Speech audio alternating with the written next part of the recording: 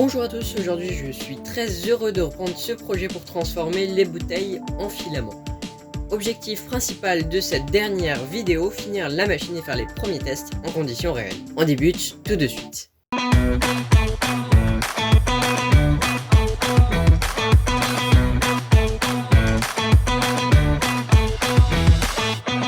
Bon, voici la bête.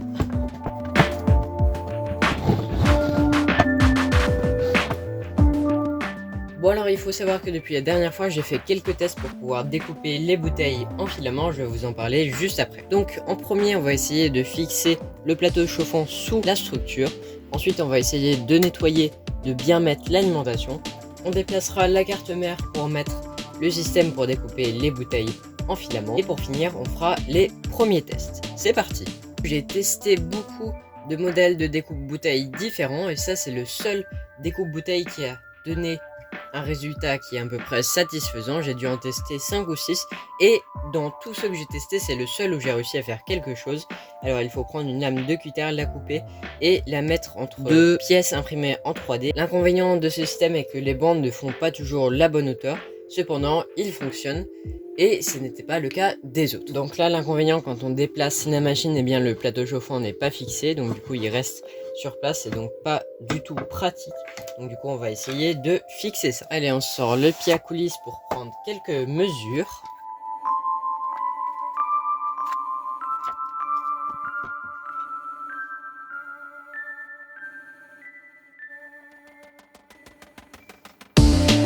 En réalité ici une seule mesure sera suffisante et avec ça on peut passer sur l'ordinateur. Allez, on peut ouvrir Fusion 360.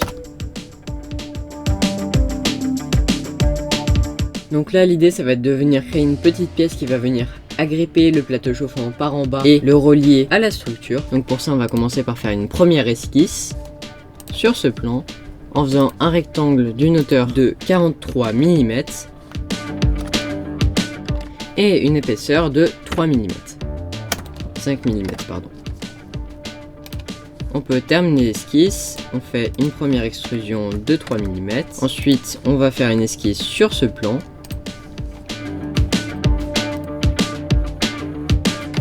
On vient rehausser de 2 mm avec cette esquisse. Et là, on part de 25 mm. Je pense que ça devrait être suffisant. Ensuite, on peut répliquer ça en bas.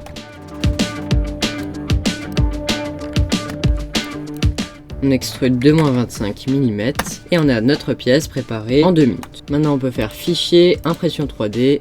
On sélectionne notre objet et on vient l'exporter. Maintenant on peut ouvrir Cura.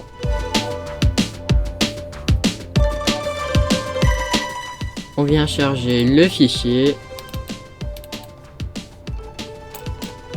On peut orienter correctement avec l'extension auto-orientation en faisant Calculate Extended Optimal Printing Orientation. On découpe. Là on en a pour 4 minutes et je vais en faire 4. Et c'est parti pour 21 minutes d'impression.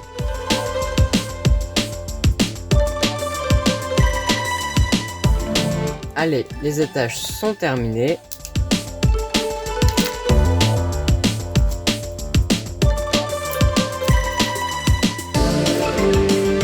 On va pouvoir les tester.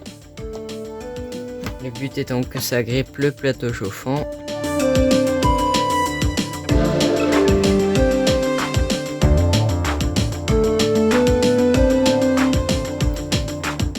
Alors déjà premier point positif c'est que ça fonctionne. Par contre j'ai peur que ça fonctionne pas sur le long terme, donc du coup on va modifier les épaisseurs pour que ce soit plus solide. Ici aussi il va falloir qu'on fasse les pattes qui soient plus longues car de l'autre côté c'est juste agrippé sur 2 ou 3 mm, donc j'ai peur que le plateau il tombe. On va faire toutes les modifications et on réimprime ça. Ça fait quelques jours que je n'ai pas eu le temps d'avancer sur le projet. Pendant ce temps-là, j'ai quand même un peu réfléchi aux accroches pour le plateau chauffant et je pense que cela pourrait être bien si on n'en faisait que 2, mais qui seraient sur toute la longueur et fixés avec une vis sur le dessus pour que ce soit plus durable.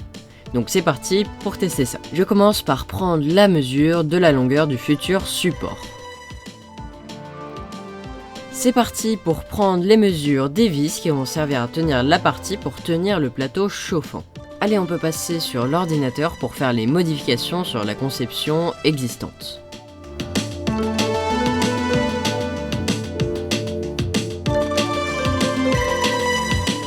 Maintenant, on peut sauvegarder le fichier 3D en STL et l'ouvrir sur Cura.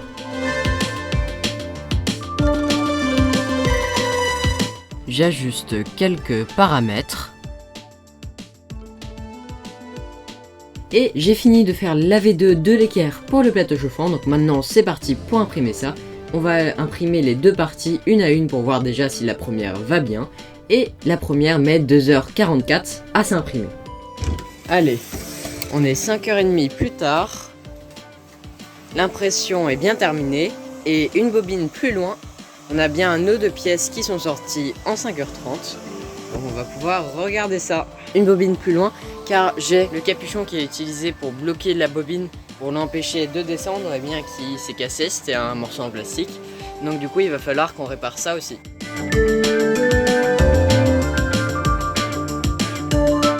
Pendant que ça imprime, on peut déjà retirer ce ventilateur. J'ai décidé qu'on ne s'en servirait pas dans cette version de la machine.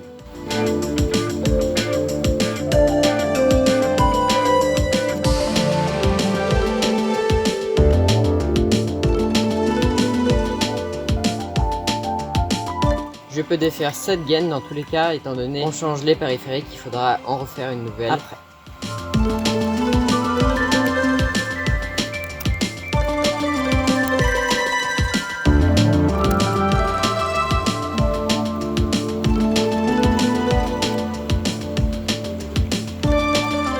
J'ai fini de retirer la gaine. On va pouvoir retirer plus facilement les deux ventilateurs. Et de 1. Et de 2. On peut retirer aussi les prototypes de ventilation. Voilà, c'est un peu mieux. Alors, par la suite, on va avoir besoin d'un support sur l'arrière de l'écran. Je vais donc remettre le support original qui était sur l'écran. Vous allez voir pourquoi je fais ça après. Donc là, j'ai quelques vis et écrous. Je pense que je devrais trouver ce qu'il faut là-dedans.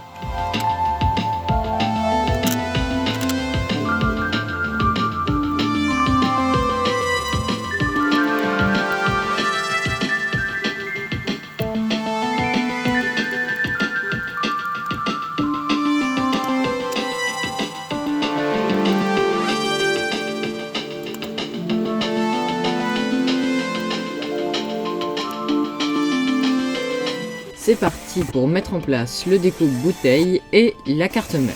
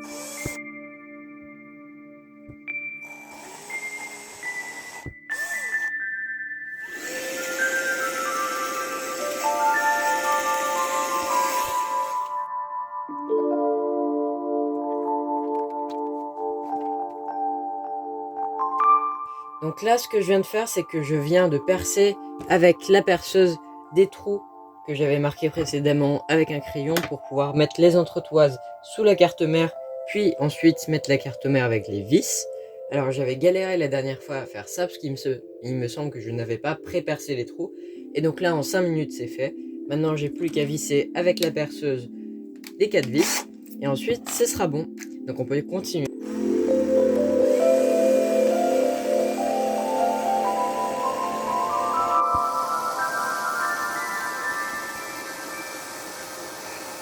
Bon alors malheureusement les trous que j'avais pré-percés n'étaient pas exactement alignés, donc ce qui fait que j'ai les deux vis à gauche qui sont un petit peu, beaucoup décentrées. Mais bon, c'est pas très grave, ça tient quand même. J'ai rien abîmé en vissant. Maintenant on va pouvoir refaire le cable management en quelque sorte. Et ensuite on va pouvoir mettre l'écran et vous allez voir, ça va être plutôt pas mal. Bon alors elle, il va falloir qu'on lui trouve un emplacement aussi, hein.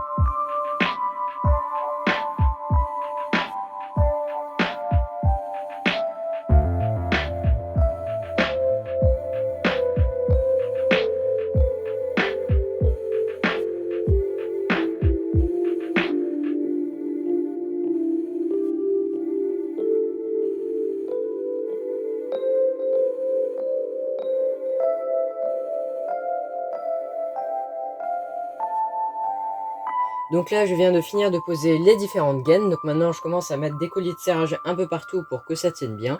Et ensuite, on va pouvoir commencer à s'occuper de toute la partie avec l'écran et la carte mère.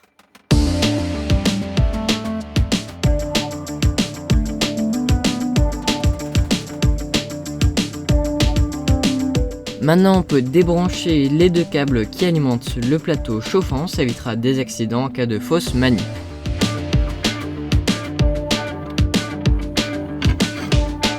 Ok, deux câbles en moins.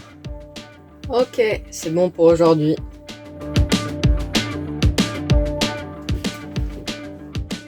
C'est parti pour mettre en place le découpe-bouteille pour le filament. Bon alors je viens de terminer de mettre en place le découpe-filament. Malheureusement la caméra a coupé.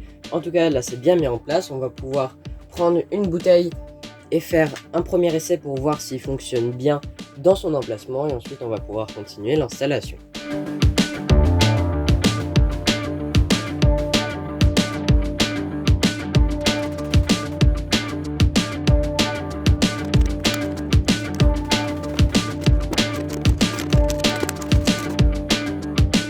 Maintenant, l'idée va être de réaliser un boîtier qui englobera l'écran, la carte mère et un ventilateur. Donc pour faire tout ça, on va prendre toutes les mesures des différents composants. Et c'est donc maintenant que vous voyez l'utilité d'avoir remis des vis. Elles vont servir de support pour incliner légèrement l'écran.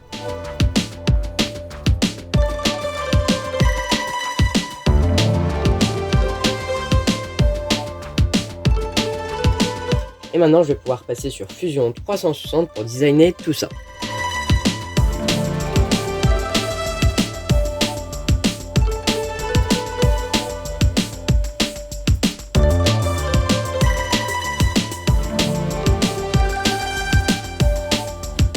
Ça y est, après 3 versions, le boîtier pour la machine est enfin terminé. On va pouvoir le mettre en place tout de suite. Alors donc il va falloir d'abord insérer le ventilateur, ensuite on pourra mettre l'écran, puis positionner le tout. Donc pour commencer, je vais rechercher des vis et des boulons qui sont adaptés pour le ventilateur. Ça y est, j'ai trouvé les 4 vis nécessaires pour fixer le ventilateur, c'est parti.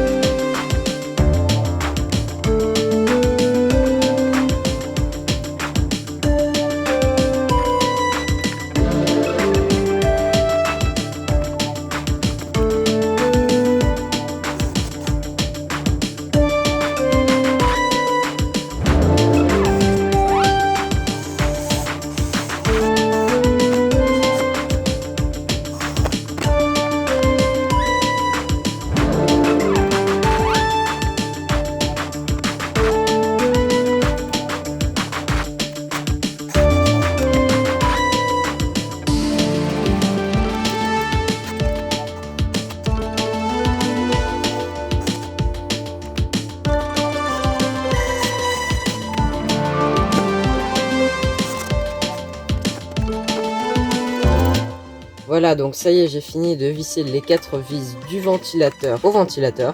Alors je suis un peu déçu parce qu'en essayant de poncer ici sur un côté, j'ai ripé, donc du coup la peinture s'est un peu abîmée. Pas la peinture mais le revêtement s'est un peu abîmé, donc je verrai si je peux pas rattraper ça. Et donc maintenant on va pouvoir insérer l'écran. On écarte un peu le câble. Il faut que je branche le ventilateur fan 2. Voilà, j'ai branché le ventilateur. Et maintenant on peut insérer l'écran.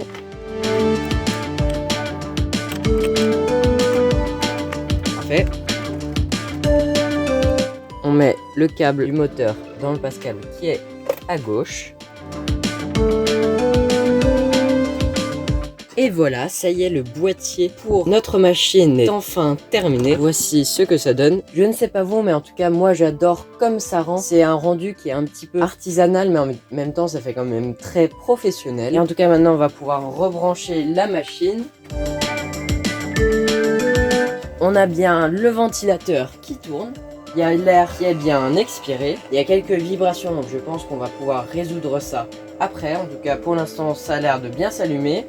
Il y a l'air qui rentre par ici et ça ressort par le haut. Alors donc là, je viens de faire un tas d'améliorations en hors caméra. Donc pour commencer, j'ai suspendu le plateau avec les attaches qu'on avait créées au début de la vidéo. Ensuite, j'ai rigidifié l'alimentation, le système d'embobinement plus ici ce système là. Ensuite, j'ai rigidifié également toute la partie chauffante. Là, vous aviez des vibrations quand on touchait. Là maintenant, il n'y a plus rien du tout. Ensuite, quand on allumait la machine, il y avait beaucoup de vibrations au niveau de l'écran. Du coup, ce que j'ai fait, c'est que j'ai mis du double face qui est assez épais et ça permet de réduire les vibrations, ça les absorbe. Ensuite, j'ai changé la lame derrière pour le découpe bouteille. Et donc maintenant, on va pouvoir commencer à tester la machine. Malheureusement, je n'ai plus de bouteille et étant donné que je dois sortir la vidéo ce dimanche, eh bien, je vais devoir faire avec des bandes de plastique qui me restaient de la dernière fois. Donc du coup, on va pouvoir commencer le test.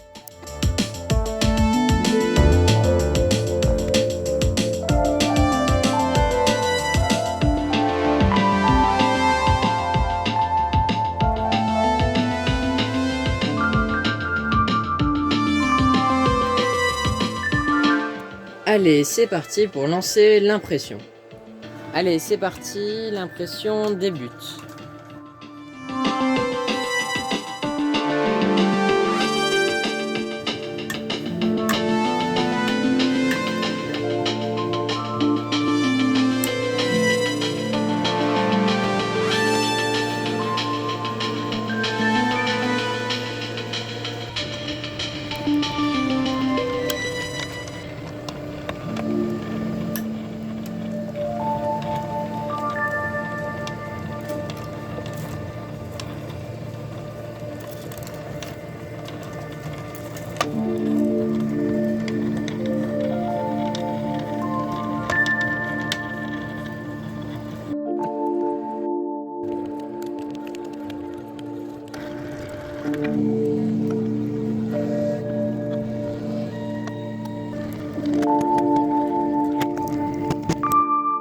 Et voilà, ça y est, donc on a terminé de faire le test de la nouvelle version de la machine. On a pu extruder pendant toute la durée de la bande. Donc là, j'ai dû relancer une fois le G-code parce que je ne l'avais pas fait assez grand. Je n'avais pas prévu que la bande serait aussi grande que ça. En tout cas, là, comme vous pouvez le voir, on a pas mal de filaments qui a été créé. Donc je vais pouvoir le retirer juste après. Alors cependant, vous avez peut-être entendu des bruits de craquement. Et donc ici, ça viendrait de là. Alors je pense que malheureusement j'ai mal emboîté le nouvel axe que j'ai refait hier. Donc du coup maintenant ça fait pas bien contact. Donc la solution ça serait soit de réduire la vitesse du moteur. Donc du coup ça réduirait ça, ou il faut juste que je redémonte l'alimentation pour pouvoir bien remboîter la pièce. Sinon c'est plutôt positif. Là je pense que ici j'avais pas mis un remplissage assez important. J'avais mis uniquement 10% et avec les forces de traction qu'il doit y avoir là-dessus, ça doit être énorme. Donc je pense que là, je vais faire pareil 100% comme la pièce que j'ai refaite juste là. Sinon, en tout cas, je suis très content d'avoir enfin terminé cette machine. Donc là, on décroche le filament. Et voilà, on a tout notre filament qui a été créé. En tout cas, pour l'instant, je trouve ça quand même plutôt bien. Alors malheureusement, j'ai essayé avec mon imprimante actuelle d'imprimer le filament, mais mon imprimante ne chauffe pas assez. Donc du coup, on ne pourra pas le tester aujourd'hui. Par contre, on le testera à coup sûr quand on pourra avoir une nouvelle imprimante. Ça devrait arriver normalement dans pas trop longtemps. Je sais pas si vous vous rendez compte du chemin qu'on a parcouru, c'est incroyable. On est parti d'une imprimante qu'on nous a généreusement donnée à une machine qui permet de convertir les bouteilles en filament. Donc moi, je trouve ça quand même incroyable. En tout cas, si jamais vous souhaitez rester informé des prochains projets du Club Scientifique International en électronique, en robotique, en impression 3D, n'hésitez pas à vous abonner à la chaîne. J'étais très heureux de réaliser ce projet avec vous. Merci des retours que vous nous avez donnés en commentaire. Et moi, je vous dis à dans 2 semaines pour une nouvelle vidéo. Ciao!